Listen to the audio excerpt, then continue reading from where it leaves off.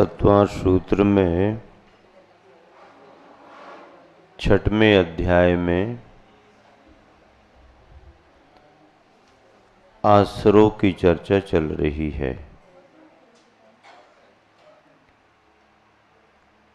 आश्रय है तो कर्मों का बंध है, बंध है तो संबर और निर्जरा आदि बनते हैं। इसलिए कर्म के सिद्धांत को समझने में सबसे पहले आश्रय को समझना पड़ता है। कर्म की प्रक्रिया की शुरुआत आश्रय से ही होती है।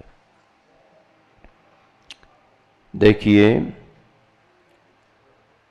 विगत दिनों में आपने आश्रय के भेदों में शुभ और अशुभ को समझा, जीव और अजीव के आधार को समझा। जीव के आधार में तीव्र मंद ज्ञाता ज्ञात भावाधिकरण विषय आया और उसी में समरंभ समारंभ आरंभ आदि आदि 108 भेद किए गए। जीव का प्रकरण पूरा हो गया। अब आश्रय के अधिकरण में यानी आश्रय के आधार में अजीव भी आधार बनता है। अजीव में क्या क्या आएगा? सूत्र कौन सा है? मिलान करें देखें। 9वें नंबर का सूत्र है, निर्वर्तना निक्षेप संयोग निसर्गा द्विचतुर द्वित्रिभेदा परम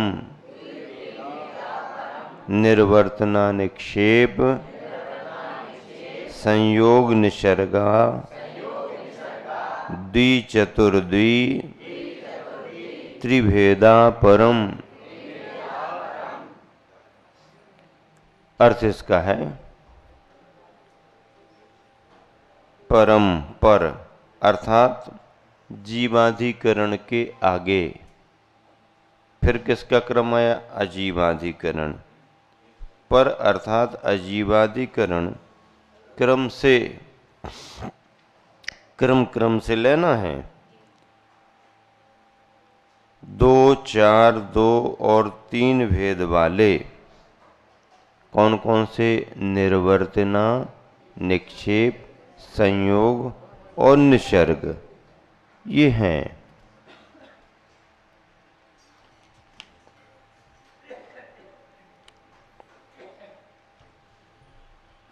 निर्वर्तना 2 भेद, निक्षेप 4 भेद, संयोग 2 भेद वाला और निसर्ग 3 भेद वाला।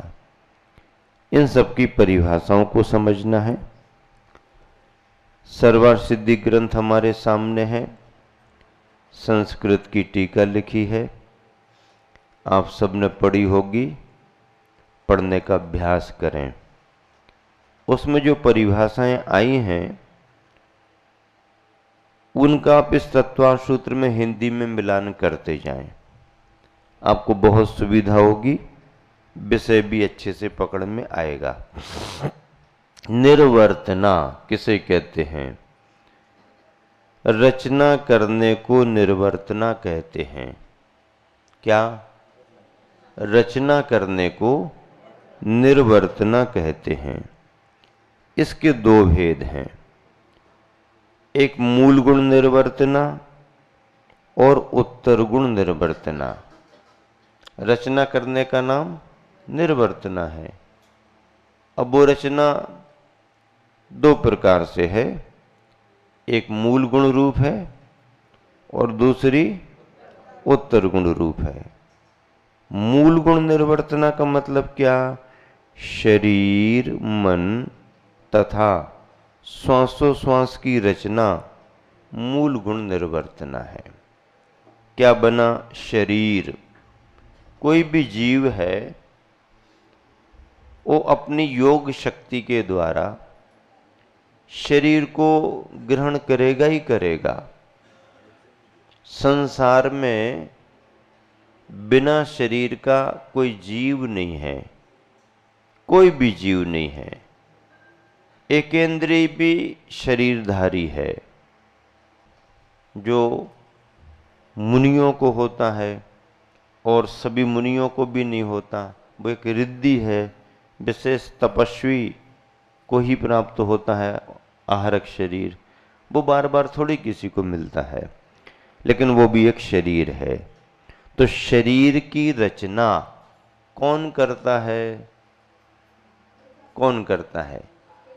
जीव की योग शक्ति से होने वाले कर्म के आश्रय के कारण उस जीव को शरीर और शरीर में तदयोग इंद्रियां मिलती हैं। शरीर मिलता है, शरीर में तदयोग। जिस तरह का शरीर का कर्म उसका होगा उस तरह की उतनी इंद्रियां मिलेंगी, मिलती हैं। शरीर की रचना, मन की भी रचना है। मन एक शरीर का पार्ट है, यूं समझ लो मशीन है मन। तो उसकी फिटिंग तो हो गई, लेकिन अब उसमें उसका संचार कैसे होगा? तो द्रव्य मन की रचना पौद्गलिक होती है। द्रव्य मन की रचना कैसी होती है? पौद्गलिक होती है। पुद्गल की वर्गनाओं से उसकी रचना बनी रहती है। अपना मन कैसा है? संगी पंचेंद्रीय जीव का मन कैसा है? तो जैन ग्रंथों में लिखा है अष्टदल, यानी 8 पंखुड़ियों के कमल की तरह उसकी रचना है। हाँ, अभी कल बृहद्रव्य संग्रह का स्वाध्याय कर रहे थे, संस्कृत टीका में भी वही विषय आया, मैंने उसको अंडरलाइन कर दिया। अनेक ग्रंथों में लिखा है। तो वो अष्ट पंखुड़ियों के समान जैसे कमल बना हो, ऐसी रचना। ये रचना किसी ने आज तक देखी नहीं। दुनिया के किसी वैज्ञानिक ने भी उसकी खोज नहीं की। प्रयास बहुत किए लेकिन सफल नहीं हुए, पर है ये द्रव्य मन है। अब ये रचना तो पौद्गलिक है। अब ये मशीन फिटिंग हो गई। अब काम कब करेगी ये मशीन? जब इसमें करंट आएगा। हाँ, फिटिंग तो हो गई, अब बल्ब लग गया, वायर फिटिंग हो गई, बटन दबा दो।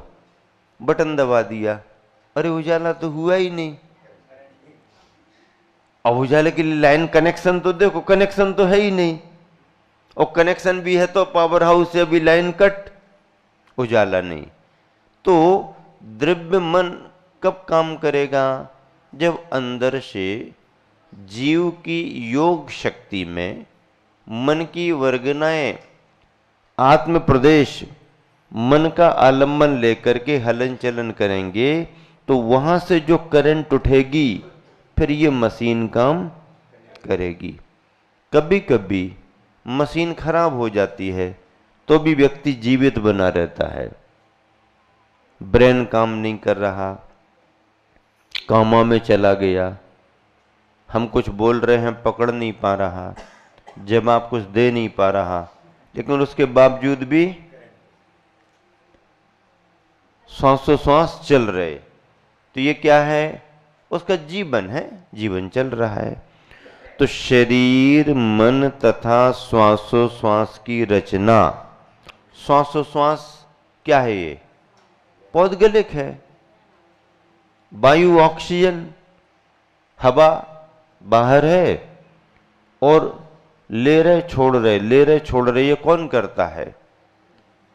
बाहर की हवा को कौन खींच सकता है अंदर? फेफड़े।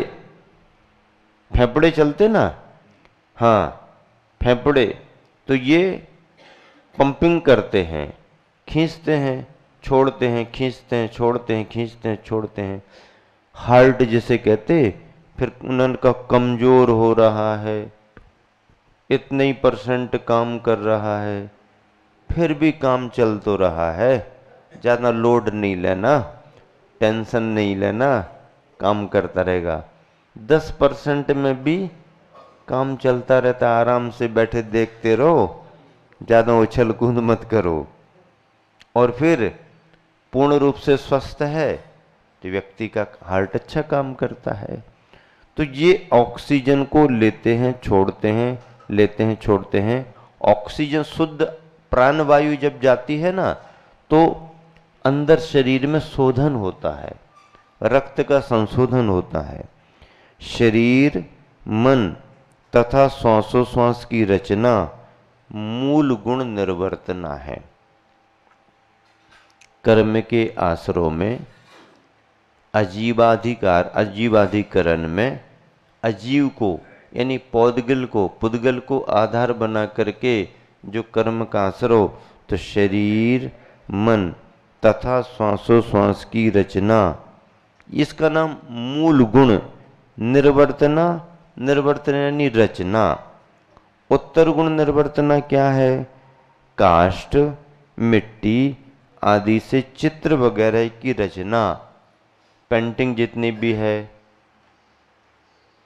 लकड़ी है, मिट्टी है, इससे जो भी आकार प्रकार बनाए जाएं, इसको उत्तर गुण निर्वर्तना कहा। उत्तर गुण निर्वर्तना में अलग वस्तु है और मूल गुण निर्वर्तना में शरीर से संबंधित है। अब निर्वर्तना क्या आगे? निक्षेप। निक्षेप किसे कहते हैं? वस्तु के रखने को निक्षेप कहते हैं। क्या? वस्तु यानी सामग्री, सामग्री के रखने को। घड़ी सामने रखी है, आपने उठा ली, आदान, घड़ी को हाथ में लिया, आदान।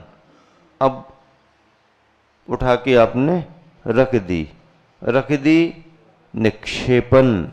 आदान निक्षेपन, उठाना रखना। अब इसमें क्या करना? वस्तु के सामग्री के रखने को निक्षेप कहा। अभी तो बनाने संबंधी बात हो गई, अब रखने संबंधी निक्षेप। निर्वर्तना बनाना, अब निक्षेप रखना। वस्तु के रखने को निक्षेप कहा। इसमें कैसे कैसे कर्म का आश्रय हो सकता है? तो इसके 4 भेद। अप्रत्यवेक्षित निक्षेपाधिकरण, दुःप्रमिष्ट निक्षेपाधिकरण, सहसा निक्षेपाधिकरण और अनाभोग निक्षेपाधिकरण, ये नाम आए। इनकी परिभाषा क्या? अप्रत्यवेक्षित निक्षेपाधिकरण, बिना देखे किसी वस्तु के रखने को अप्रत्यवेक्षित निक्षेपाधिकरण कहते हैं। जिस जगह पर रखना है उस जगह को आपने देखा नहीं और रख दिया। क्या हुआ? अभी हम लोग 2019 के दिसंबर के महीने में नेमावर में थे। सन 2019 घाटोल राजस्थान में चातुर्मास था, फिर बिहार करके गुरुवर के पास नेमावर आए। स्वाध्याय होता था सुबह सुबह राजवार्तिक का। स्वाध्याय हो गया, 5-7 मिनट आचार्य और ऐसे बैठे रहे। महाराज जी सब निकलने लगे। एक महाराज जी थोड़ी ऊंचाई वाले, उन्होंने ग्रंथ उठाए 2-3 और जैसे अपन खड़े हैं तो इसके ऊपर थोड़ी सेल्फ होती है कुछ रखने के लिए, तो उन्होंने किताब रखी होगी उस पर। वो आचार्य का ध्यान चला गया। अब सामान्य हुआ तो जितने महाराज थे उनके बीच में उन महाराज की तरफ इशारा करके आचार्य ने कहा, क्यों महाराज आपने किताबें रख दी? हाँ चर्ची रख दी। अच्छा, जहां किताब आपने रखी है उस जगह को देख लिया क्या? जहां आपने ग्रंथ रखा वहां देख लिया क्या? अब महाराज को तो ख्याल में आ गया, देखा तो है ही नहीं। देखा नहीं है तो मामला गड़बड़ हो गया। क्यों ऐसे रखना पड़ती है?